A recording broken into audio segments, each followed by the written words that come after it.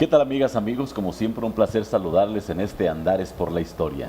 En esta ocasión vamos a platicar de este espacio vital que de pronto lo dejamos pasar por desapercibido. Y es que es tan cotidiano, es tan común amanecer entre cuatro paredes y un techo acogedor. Es tan común sentarnos a la mesa, igual tener un ventanal que da con vista a la calle, un traspatio, un techo también que nos protege de las inclemencias del tiempo, una casa, estamos hablando de la casa, del hogar, de este espacio vital que no solamente nos permite convivir a los miembros de la familia, sino que también nos lleva en el desarrollo de nuestros hijos, de nuestros seres queridos y nos ayuda a protegerlos. Estos espacios de vida que nos permiten la seguridad, la confianza, la armonía, la alegría, este espacio de confort que poco a poco los seres humanos hemos ido aderezando, le hemos ido incorporando elementos que mejor nos permitan vivir. Me refiero pues, como se lo dije, a la vivienda, a la casa, al hogar, a estas paredes que nos circundan y que nos protegen. Pero la casa no es de hoy, el hábitat o la habitación no es de hoy. El ser humano, como lo podemos deducir, desde su origen ha buscado protegerse. Protegerse, obviamente, de la naturaleza que, pues, es tal cual. No la podemos modificar aunque mucho lo intentemos. No la podemos alterar ni someter, aunque permanentemente lo hemos estado intentando a lo largo de la evolución que hemos llevado de miles de años. Fueron las cuevas, fueron estos espacios alternativos construidos en cada región de manera diferente, pero siempre coincidiendo con los elementos cercanos de la propia naturaleza. Así encontramos la paja, la palapa, la madera, que sirvieron como techos originalmente, después de las cuevas. También encontramos más adelante, ya pasados los años, pues esas construcciones que se convirtieron algunas en templos, pero que también de alguna manera pues era tener el cobijo y tener esa comodidad para estar más cerca de nuestra creencia. Y encontramos las diferentes culturas, los sirios, los mesopotámicos, los egipcios, obviamente los griegos, los romanos, y ahí como que empezamos a fraternizar hacia el occidente el tipo de construcción, sin olvidar obviamente a los grupos del Medio Oriente y del Oriente en sí. Cada quien en cada región ha tenido formas diferentes de habitar, de vivir, de construir una casa, un espacio, le repito, seguro, de cobijo, de convivencia. Si nos vamos al norte o al sur, a los polos, encontramos estas construcciones, los iglús famosos, que ahora, en tiempos actuales, bueno, ya se han convertido en verdaderos palacios, en construcciones faraónicas, que les permite pues la tecnología. Y esa tecnología nos ha permitido ir creciendo, ir haciendo nuestros espacios más confortables, más amables, más generosos. Ya construimos recientemente rampas para generar una mejor movilidad para la gente mayor, para la gente con alguna discapacidad. Las rampas, debo decirle, que eran impensables en una casa habitación hace apenas 30 años, a lo sumo.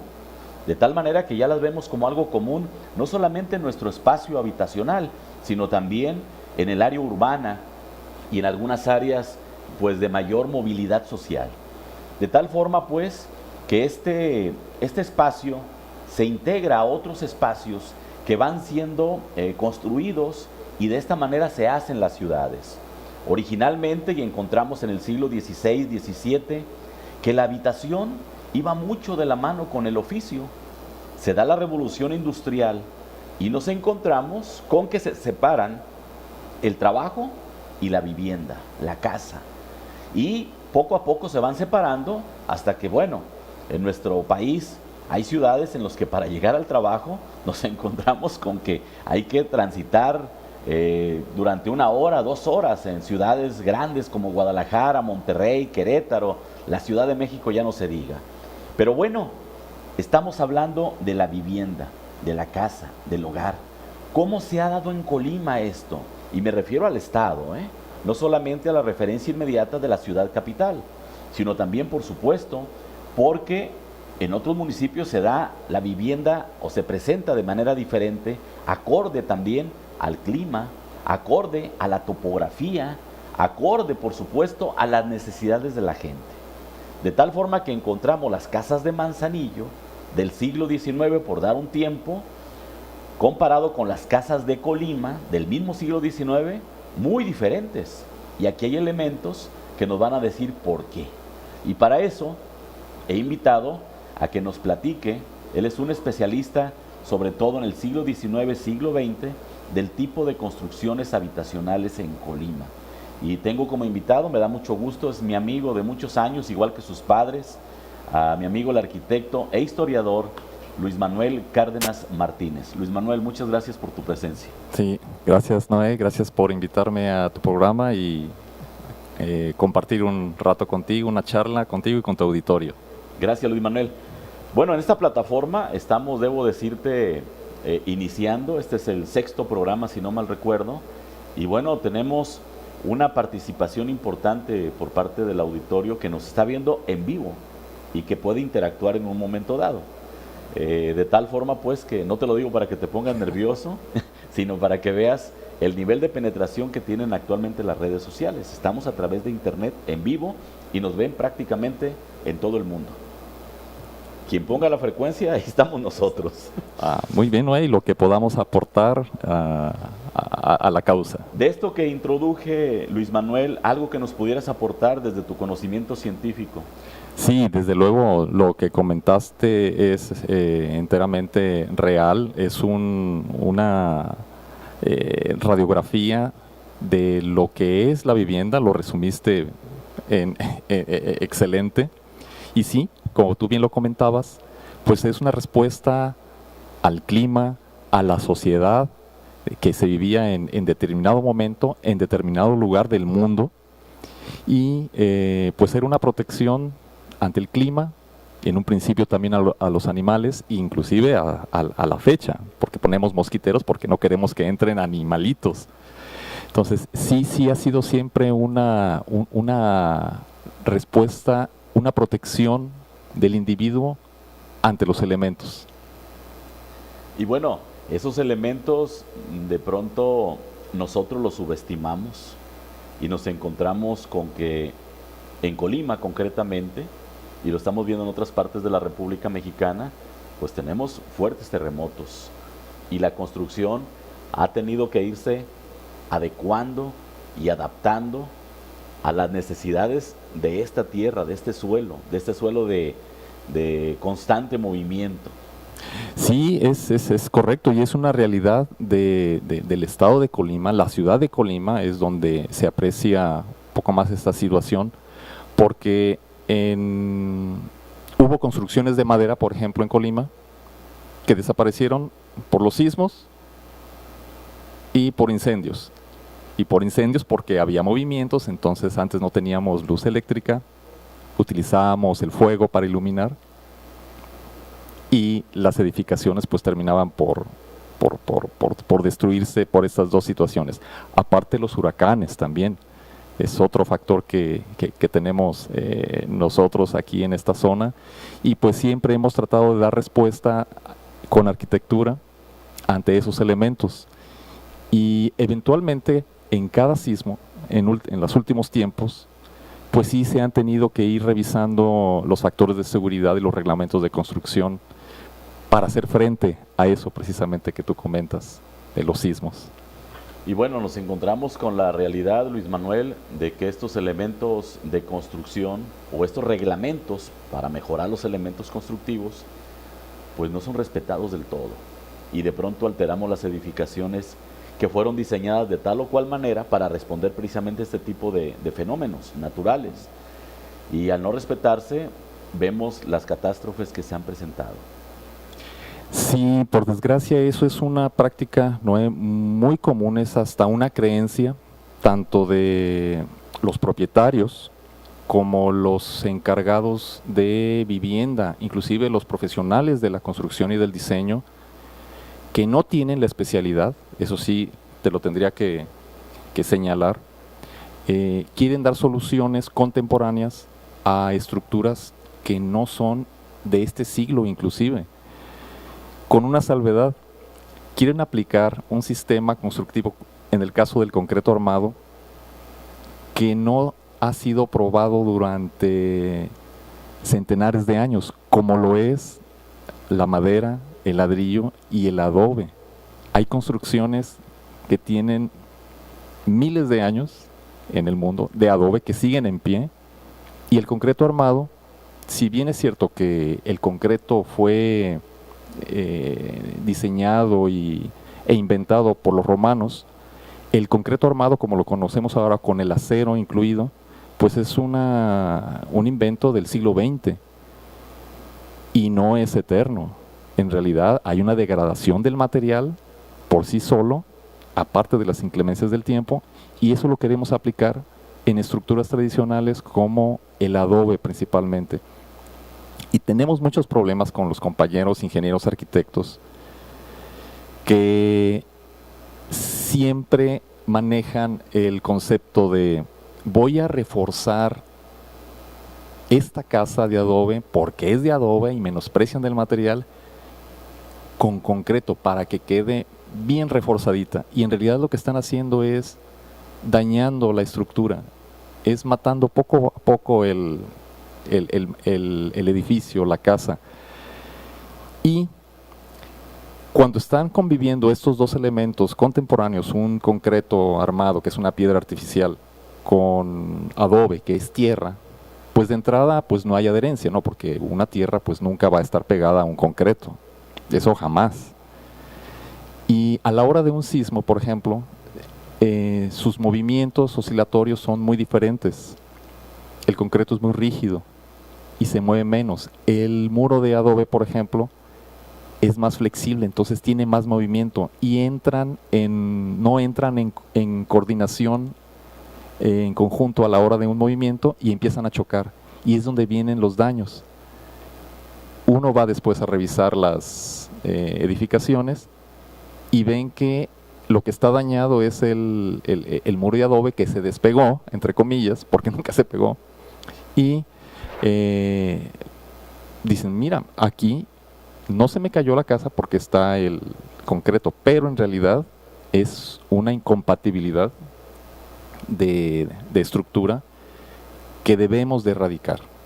Debemos de tener más especialistas en la materia y hacer conciencia tanto a la sociedad como a los profesionales del ramo de que se deben de manejar muy diferente y sobre todo con los sismos actuales. Sí, fíjate que eso que comentas lo vimos de manera muy ejemplar en el pasado terremoto del 2003 aquí en Colima. Que bueno, las zonas más afectadas de Villa de Álvarez, de Coquimatlán y de Colima, que fue donde las casas se derrumbaron literalmente, las encontramos con estos refuerzos arquitectónicos. Y luego de pronto 3 elementos como parte de la estructura, ¿no? Como parte del cuerpo de la vivienda. El adobe, ya antiguo, reforzado con estructura de concreto y a veces hasta con pilotes de madera para soportar la teja, que sería un cuarto elemento, la teja, ¿no? Entonces nos encontramos con que hay pesos disímbolos, materiales disímbolos y obviamente comportamientos diferentes como reacción a un mismo movimiento. Sí, una de las situaciones, y eso que mencionas es muy interesante, lo de la estructura de madera dentro de las estructuras de adobe para sostener las cubiertas, pero también los hay en los extremos de los muros como soportes. Y con la experiencia que hemos tenido, nos hemos dado cuenta que aquellas edificaciones de adobe que tienen ese refuerzo de madera para recibir la cubierta son las que han resistido más. Es un elemento que ayuda a soportar la cubierta y transmite la fuerza, el peso, uniformemente en todo el muro. Y otra de las características, Y es la razón de que funcionen un muro de adobe, una casa de adobe con una cubierta de madera y teja, es por la ligereza del material. Hay quienes insisten en colocar una estructura, una losa de concreto muy pesada sobre un muro de adobe, del cual no está... Lo va a aplastar. Y es cuando empiezan a hacer los refuerzos, pero en realidad no le están ayudando nada. Los muros son elementos estructurales que conforman una vivienda, un edificio, y que trabajan en conjunto junto con la cubierta. Una cubierta ligera es para un muro de adobe, por ejemplo, o inclusive de ladrillo, que también es estructura del siglo XIX, que no contiene castillos ni estructura de concreto armado. También se utilizan cubiertas ligeras, como el terrado, por ejemplo, que son vigas de madera con ladrillo, un relleno de tierra y una capa de cal viva apagada para darle sus pendientes, y otra capa de ladrillo para impermeabilizar, para utilizarlo de protección. Es el terrado famoso. Es el terrado famoso, y del cual encontramos todavía muchas casas aquí en el centro de la ciudad de Colima con ese sistema, y que ahí están, y que tienen más de 150 años en algunos casos, y están de pie. Y bueno, tenemos edificios emblemáticos en la ciudad de Colima que obviamente pues han sobrevivido de alguna forma a las inclemencias de la naturaleza, del tiempo, pero que han tenido, reconocemos aquí, el mantenimiento oportuno y necesario. Es decir, por sí no han sobrevivido todo ese tiempo, sino que han sido cuidadas. Y tenemos fincas, ejemplo también, de las que han sido descuidadas, que en poco tiempo se nos van a caer. Y si nos vamos y caminamos el centro histórico de la ciudad de Colima, nos vamos a encontrar con estas casas en estado deplorable. Incluso en el primer cuadro de la ciudad, el portal más bonito de Colima, el portal Medellín, que mandara hacer Miguel Contreras Medellín, allá por el siglo XIX,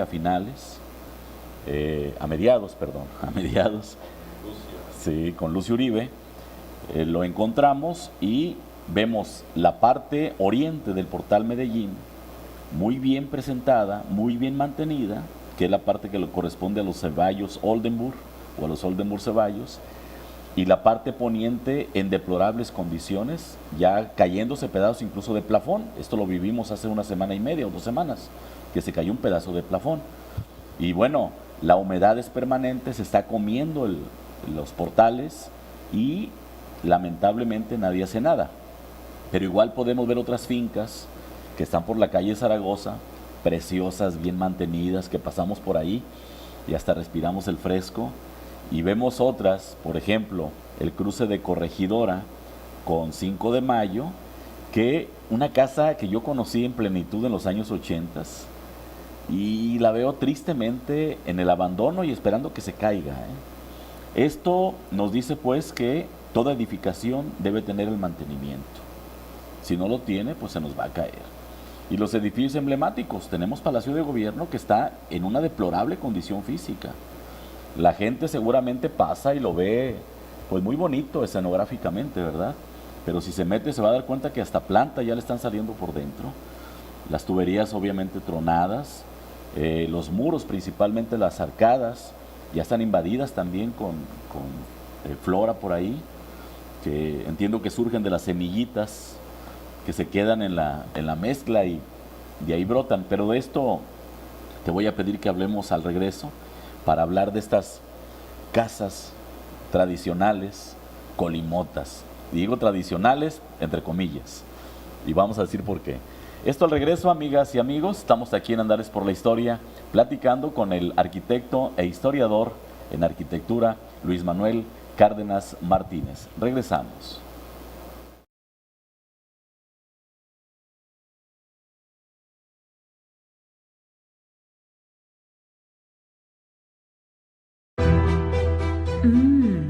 Comales de carne asada, chorizo, champiñones, pollo y tatemado en el fogón de Comala Campestre. Desayuna o almuerza con nosotros de 8 de la mañana a 1 de la tarde. Huevos al gusto, chilaquiles verdes y colimotes. El Fogón de Comala Campestre, kilómetro 3,5, carretera Comala-Suchitlán, pasando el nuevo libramiento Nogueras.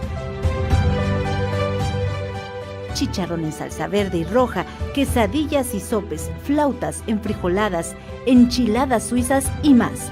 Descansamos los martes, el Fogón de Comala Campestre. Consienta a su mascota. La atención que su mascota se merece la encuentra en Veterinaria y Alimentos Morelos. Atención al 312-31-24207. Veterinaria y Alimentos Morelos. En Morelos 96, en el centro. Trendy Boutique. Tus sueños hechos realidad. ¿Sabías que podemos vestirte a la moda con gran variedad de ropa y accesorios? Visítanos y atrévete a hacerla más bonita. Trendy Boutique.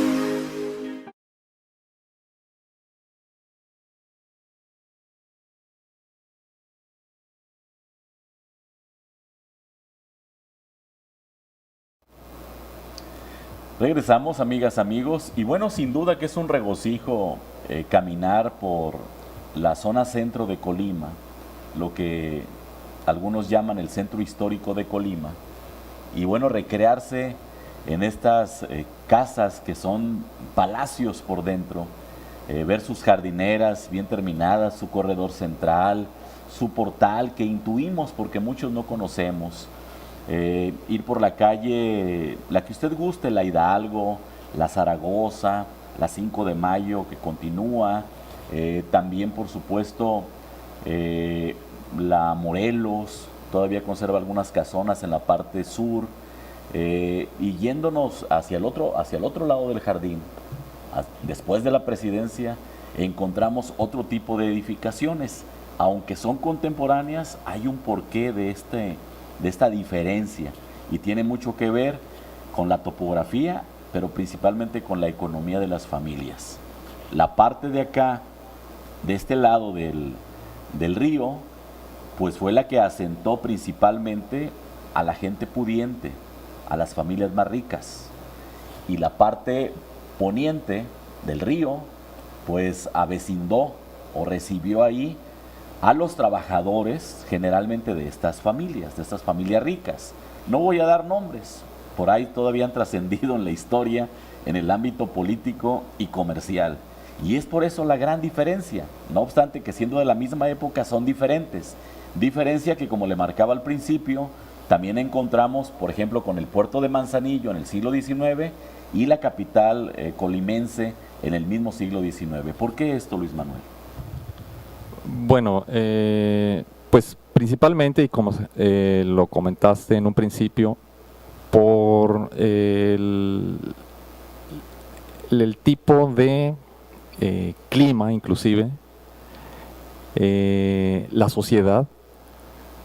Obviamente en el puerto de Manzanillo había un intercambio comercial, social, con otras culturas de otros países, y que traían su cultura, sus sistemas constructivos, sus recuerdos, y pues principalmente en Manzanillo fue donde empezaron a instalar inclusive a materiales, maderas finas que no existían en la región, arquitectura de madera que era mucho de la zona del Caribe, toda esa zona, Cuba, que finalmente era influencia europea también.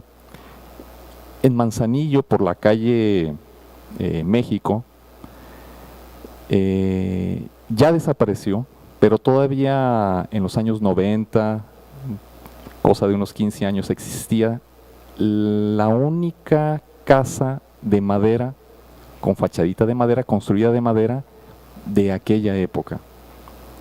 Y bueno, finalmente lo único que queda es la escalera interior, y uno puede pasar por su fachada y ya no percibe esa situación. lo que comentabas también de la Casa Colimota. La Casa Colimota, pues se lo decimos de cariño, porque en realidad no es nuestra.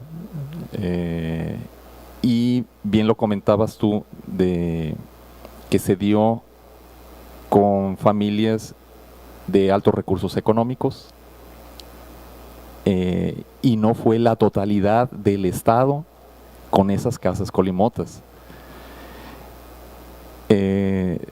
Esa Casa Colimota tiene su origen en el Imperio Romano, inclusive si le rascamos un poquito hasta en los egipcios. Pasa a España con los árabes. El gran ejemplo es la Alhambra, y conceptualmente sus elementos los tenemos no solamente en Colima, sino en el país. Y yo recuerdo haber visto en algunos documentos históricos, inclusive en un avalúo del siglo XIX, el nombre que se le daba a esas casas era al estilo del país. Ese era el dato, no era Casa Colimota.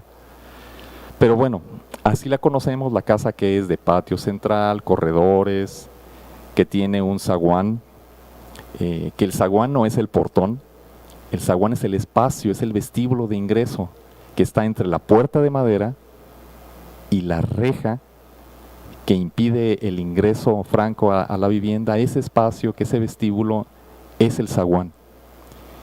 Y bueno, la distribución de las recámaras en todos lados, el ingreso tradicionalmente en el centro, y un segundo patio, porque eran vivienda, pero también era zona de trabajo. Eso se da mucho, poco en la ciudad de Colima, se da en Villa de Álvarez.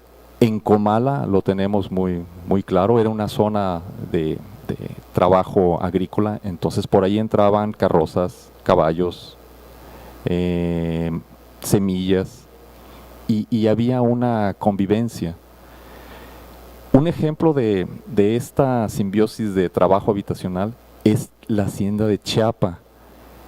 Inclusive es uno de los ejemplos únicos en el país, porque yo no recuerdo haber visto ninguna hacienda que su patio principal esté dividido por un muro, pero de manera diagonal, y con dos ingresos. Un ingreso de trabajo, que era el gran zaguán, y un ingreso peatonal para la casa de la familia. Y aunque había una línea virtual, pues no era una gran muralla, pero sí se señalaba: esta es la zona habitacional, esta es la zona íntima, y la otra es la zona de trabajo. Y no había una unión en ese sentido. Es muy, muy interesante, y sí habría que promocionarlo más como Estado, como ciudad, como comunidad, porque son de esas cosas que valen la pena mencionar a nivel nacional. Fíjate que ahora que menciona la hacienda, la ex hacienda de Chiapa, efectivamente, uno llega y lo primero que te estorba es ese barandal de concreto perimetral con jarrones adosados. Te estorba, dices, bueno, ¿por qué así? Y tiene esta lógica que tú manejas, ¿no? Y en diagonal, porque prácticamente toda la parte trasera de la casa pues se aprovecha precisamente para todas las labores. Están los corrales, está el baño de los caballos. Del lado izquierdo, entrando por el portón, se encuentran los talleres. Allí había corrales incluso. Si usted no ha tenido la oportunidad de ir a la hacienda de Chiapa, vaya con este motivo y observe. La parte del restaurante actualmente es la parte donde se hacían todas las faenas, donde cerraba los caballos, donde se bañaban a las bestias, por donde entraban y salían los peones, los trabajadores, donde se guardaban todos los implementos de labranza, donde se guardaba incluso en la parte trasera, se guardaban las semillas, donde se molía también la caña y se preparaba el piloncillo. Por ahí todavía se rescató este espacio de manera muy, muy ejemplar por parte del señor Alcántar, Jorge Peralta, que recibió un reconocimiento por parte de la Sociedad Mexicana de Geografía y Estadística en razón del rescate que como particular hizo de esta finca de manera inmejorable. Y bueno, como usted sabe, la hacienda de Chiapa es de los ancestros de Griselda Álvarez. De hecho, Griselda Álvarez no nace en esa hacienda, pero sí, su primera infancia la vive en esa hacienda. Ella corrió, caminó y anduvo de esta manera, pues se lo digo, triple, por esos corredores. Y ahí anduvo peleándose con los peones y demás en su carácter, pues la maestra siendo niña. Y bueno, nos das este ejemplo, pero como bien apuntas, viene de los romanos, viene de los árabes, y también vemos que las trazas urbanas tienen esta influencia, sobre todo en Colima, y si vamos a Ciudad de Guzmán también lo podemos ver, y en la mayoría de las ciudades de nuestro país hay esta traza que se da en la réplica de estas casas, en el primer cuadro, esta traza cuadriculada, o no sé cómo le llaman ustedes, los arquitectos, que se repite por manzanas, que no es la traza que se da en otros espacios, en otras culturas. Los africanos viven de manera diferente, y lo digo de manera general, igual los asiáticos tienen otras formas de emplazamiento de las viviendas. Esta traza cuadriculada, lo apuntaste muy bien, viene desde los árabes, luego la copian los romanos, se viene a España, y de España nos la traen acá, junto con la sangre, junto con la creencia y las visiones estéticas. Además de eso, Noé, eso fue por mandato, inclusive. Felipe II, de unas ordenanzas, y dijo, hágase la ciudad de esta manera. Pero no era nada nuevo para los habitantes originales de Mesoamérica. Si nosotros vemos, las ciudades prehispánicas en realidad eran reticulares, eran cuadriculadas y tenían una gran plaza.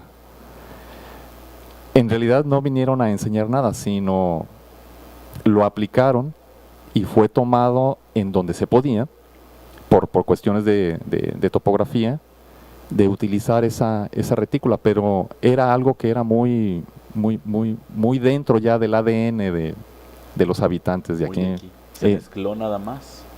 Se mezcló nada más y se implementó de manera natural, y porque el rey lo tenía que implementar.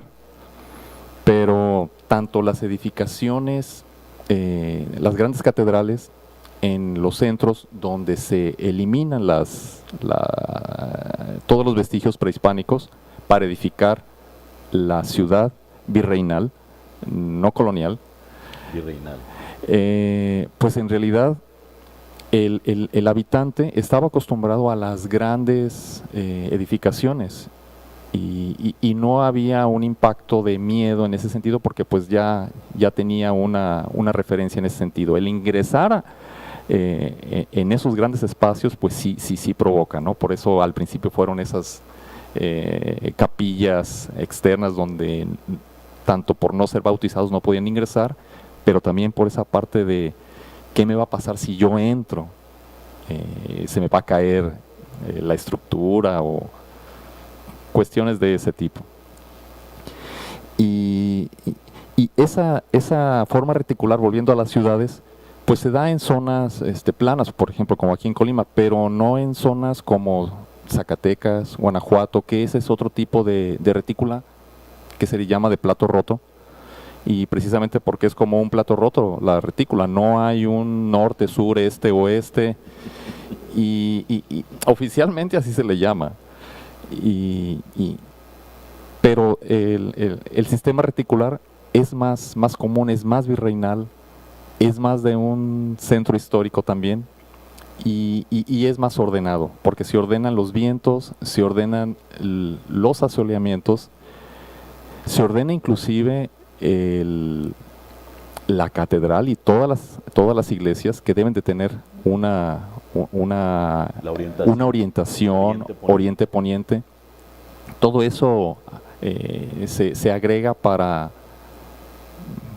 para diseñar y ejemplificar y seguir las órdenes de cómo debe de ser un desarrollo urbano de una ciudad. Fíjate que tenemos aquí en el mismo estado de Colima, y ojalá que nos estén viendo de allá, en Cuauhtémoc, tenemos en la cabecera municipal un emplazamiento muy singular, con calles muy amplias. Cuauhtémoc tiene en su cabecera municipal las calles más amplias, yo creo que de todas las poblaciones del estado de Colima. No sé si coincidamos en esa apreciación. Sí, es algo que se da y no es una ampliación como sucedió aquí, por ejemplo, con la calle Madero. Y con la Morelos. Y con la Morelos, que es un tema aparte. Me voy a enojar además. Aparte. Cuauhtémoc tiene esa situación muy adelantado a la época, porque tradicionalmente había una cierta medida para callejones, para calles, y tenía mucho que ver con el asoleamiento. En el caso de la calle Madero, por ejemplo, a las edificaciones la mayoría eran de 2 niveles, y eso provocaba sombra tanto en la mañana como en la tarde, y el microclima que se generaba pues era más benigno. En el caso de Cuauhtémoc, aunque no es el mismo clima que en esta zona, inclusive ya casi está a más de 1000 metros sobre el nivel del mar, el clima es muy agradable, pues se dio este diseño de ciudad con calles muy amplias, que desgraciadamente eran empedradas y se les puso concreto hidráulico. Desgraciadamente. Y eso cambia el microclima. Mucho se dice que cuando uno empieza a hablar de esos empedrados y defender la parte bioclimática, se nos tacha a los arquitectos defensores de esos esquemas como si quisiéramos regresar a épocas pasadas, a las carrozas y demás.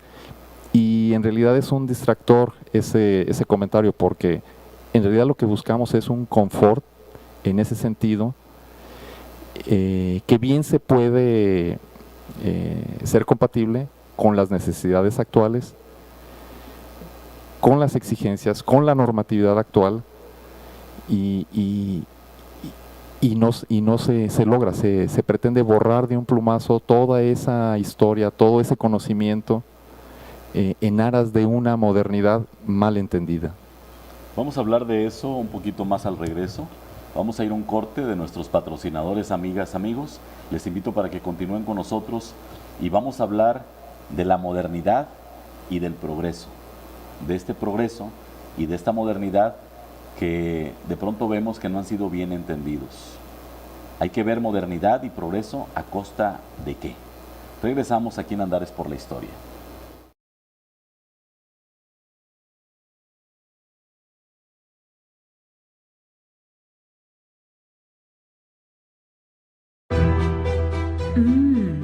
Comales de carne asada, chorizo, champiñones, pollo y tatemado en el fogón de Comala Campestre.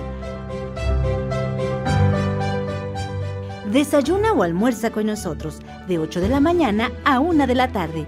Huevos al gusto, chilaquiles verdes y colimotes. El fogón de Comala Campestre. Kilómetro 3,5, carretera Comala-Suchitlán, pasando el nuevo libramiento Nogueras. Chicharrón en salsa verde y roja, quesadillas y sopes, flautas, enfrijoladas, enchiladas suizas y más. Descansamos los martes, el fogón de Comala Campestre. Consienta a su mascota. La atención que su mascota se merece la encuentra en Veterinaria y Alimentos Morelos. Atención al 312-31-24207. Veterinaria y Alimentos Morelos. En Morelos 96, en el centro. Trendy Boutique. Tus sueños hechos realidad. ¿Sabías que podemos vestirte a la moda con gran variedad de ropa y accesorios? Visítanos y atrévete a hacerla más bonita. Trendy Boutique.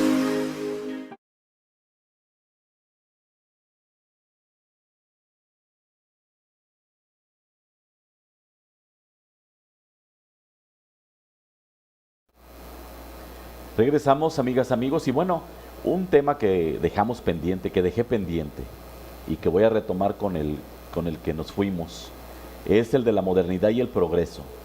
Encontramos, y lo decía antes del anterior corte, encontramos edificaciones emblemáticas que están siendo lamentablemente descuidadas y con ello parte importante de nuestra historia. Yo quisiera que nos comentara nuestro invitado de esta ocasión sobre los motivos que él ha encontrado. Ahí tenemos el Jardín de Guadalajarita, mira. Es el Jardín de Guadalajarita y la parte de abajo es la avenida, ya es ahí San Fernando, para que tenga usted una idea de cómo se ha modificado todo el entorno. Y bueno, volviendo pues al tema, Luis Manuel, hablamos de Palacio de Gobierno y hablamos de estas grandes casas hermosas que vemos cómo se están dejando caer. ¿Cuáles han sido los motivos? ¿Qué sabes tú al respecto? Es muy visto que esas casas del siglo XIX, que pertenecían a una sola familia, van muriendo los dueños originales, los heredan los hijos, inclusive ya sobrinos y nietos. Entonces se convierte la propiedad que antes era de una sola persona, a veces en propiedad de 10, 15 personas, porque todos tienen derecho, si no hay un testamento inclusive. En el caso de esas edificaciones que son heredadas, inclusive se da mucho el caso de que son de 2, 3, 4 hermanos, parientes, que no se ponen de acuerdo en qué hacer con esa propiedad y ya no la habitan. Y así tenemos varias casonas en el centro que tienen 30, 40, 50 o hasta más años deshabitadas, abandonadas. Y un fenómeno que se da mucho es la cuestión inmobiliaria. A la cuestión inmobiliaria lo único que le interesa es hacer dinero de algo que inclusive muchas veces ni siquiera es propiedad de esos vendedores, y destruyen el patrimonio. Y aconsejan o mal aconsejan, dependiendo del punto de vista y de quién lo diga, de preferible dejarlas caer para que se venda esa propiedad como terreno. Hay casos en México, en Guadalajara, que es donde me ha tocado conocer mucho este fenómeno, que los propietarios tapan los bajantes pluviales para que en época de lluvia, ante la falta de mantenimiento, aquello se caiga por sí sola. Y ante esta situación vayan las autoridades y autoricen la demolición de tal o cual edificio, porque en realidad ya no hay nada, entre comillas. Hace poco me tocó un caso, no voy a decir nombres, que me sugirieron que qué pasaría si se hiciera esa práctica en una edificación del siglo XIX, muy emblemática, muy en el centro histórico, casi pegado al primer cuadro. Y dije, bueno, en realidad lo que vas a tener que hacer es volverla a construir, porque las autoridades eso es lo que te van a pedir, no la vas a poder retirar por esa práctica inmoral. Y aunque sabemos que es una cuestión económica también y que no debemos de pasar de lado, porque muchas veces los propietarios no tienen los recursos suficientes para arreglar esas fincas y darles ese mantenimiento, aunque están obligados por ley así como nos obligan a tener los lotes baldíos limpios, también hay un reglamento que indica que tú debes de tener tu finca, si no la habitas, en buenas condiciones. Y no se da el caso. Ese es algo muy triste. Mucha gente aprovechó el sismo del 2003 para demoler esas fincas, y lo único que hicieron con Colima fue quitarle esa fisonomía una vez más y tener edificaciones de baja calidad arquitectónica, o lo que es peor, ni siquiera eso. Y están los lotes baldíos, espacios subutilizados, que son un foco de infección y de problemas de seguridad. Y tenemos como resultado, tristemente, una ciudad lamentablemente molacha.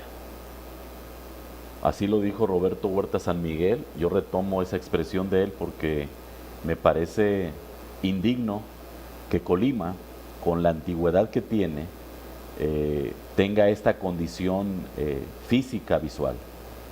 Una condición lastimosa, ya que caminamos por la calle que usted quiera en el centro de la ciudad y encontramos estos vacíos arquitectónicos de casas esplendorosas que había ahí, y estamos a tiempo, creo, para evitar que otras casas que son parte del patrimonio histórico de todos los colimenses se nos caigan por esta dejadez. Hay una casa que, si no la conoce, por favor vaya y conózcala, aunque sea por fuera. Fue la casa donde habitó Benito Juárez en el año de 1858, cuando estuvo aquí del 25 de marzo al 8 de abril de 1858. Fue la sede de la residencia de la República esa casa. Me refiero a la finca marcada con el número 36 de la calle 5 de Mayo.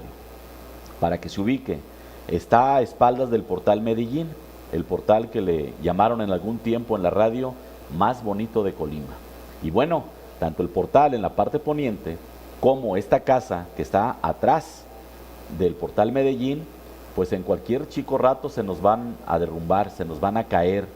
Yo pensé que con el terremoto del 2003 esta casa iba a colapsar, pero no.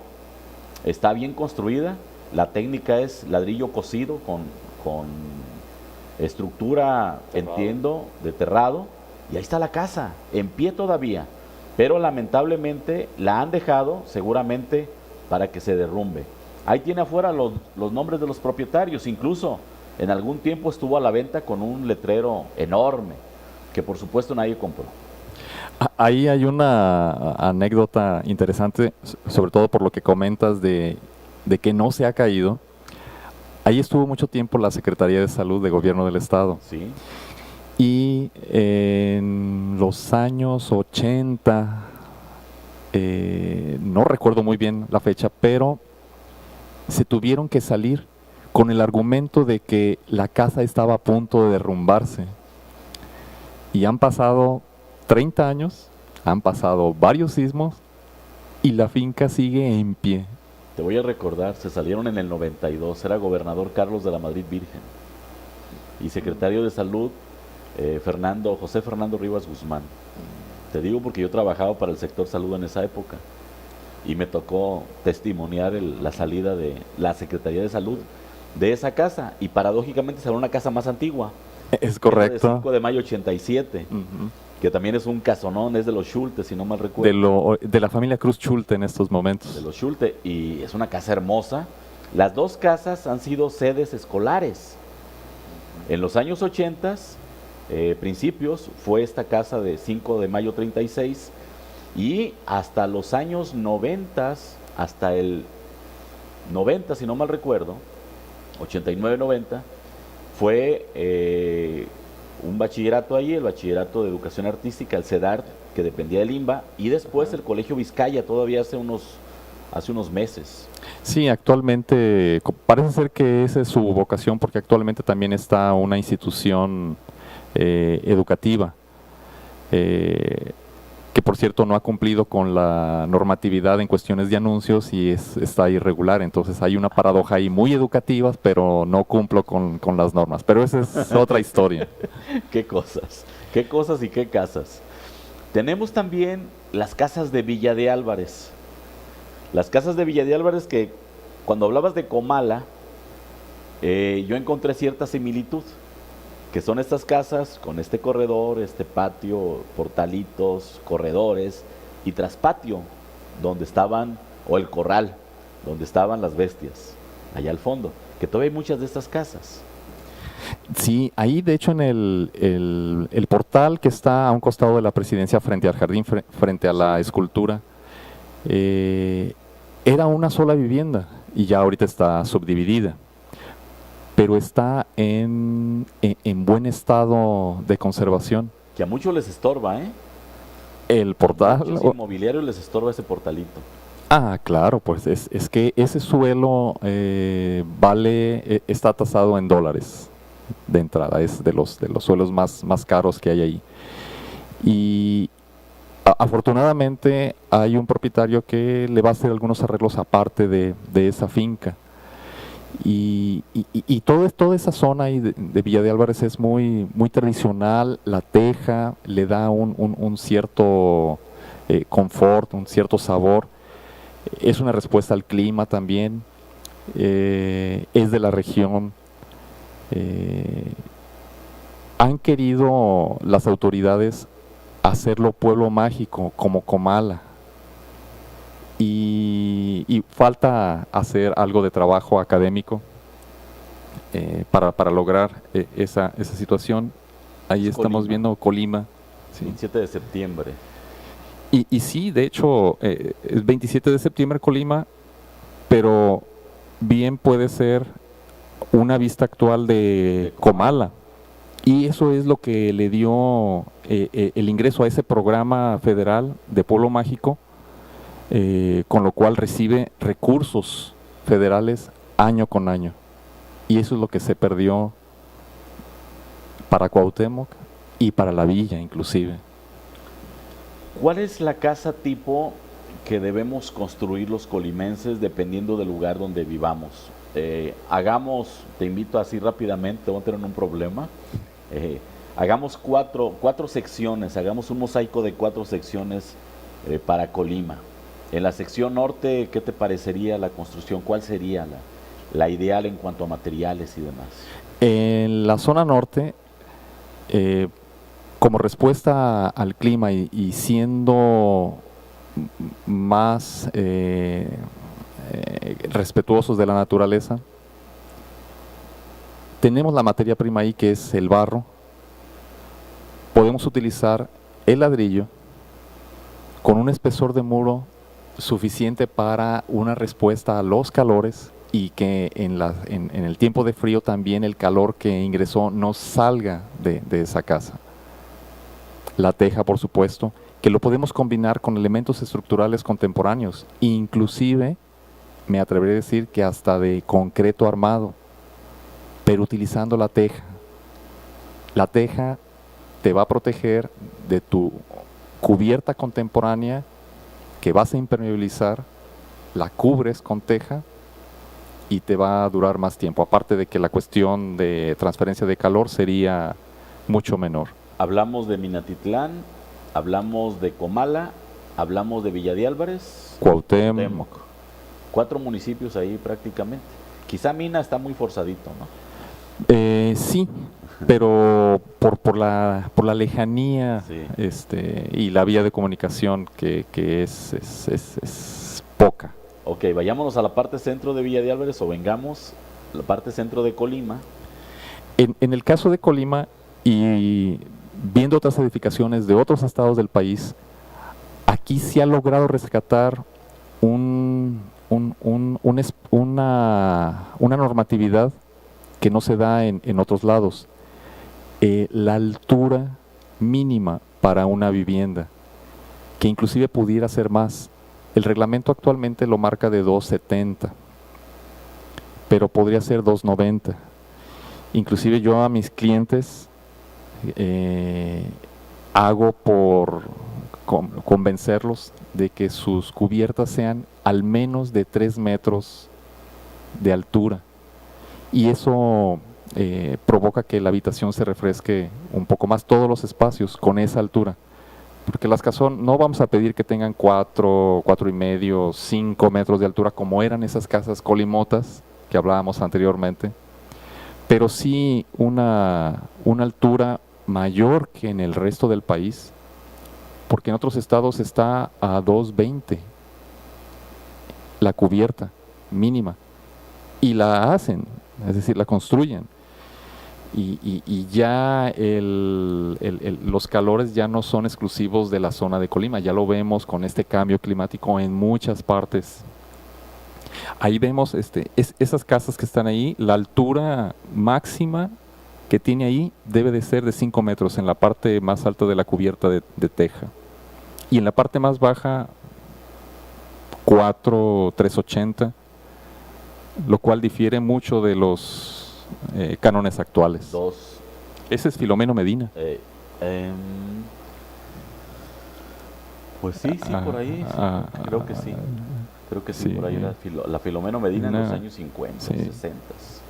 Y bueno, yéndonos a la costa, Luis Manuel, Manzanillo es un caso aparte. Vamos a dejarlo para el final, pero vayamos a Armería, a Ixtlahuacán y a Tecomán. ¿Cuál sería la vivienda ideal para los de esta región costa?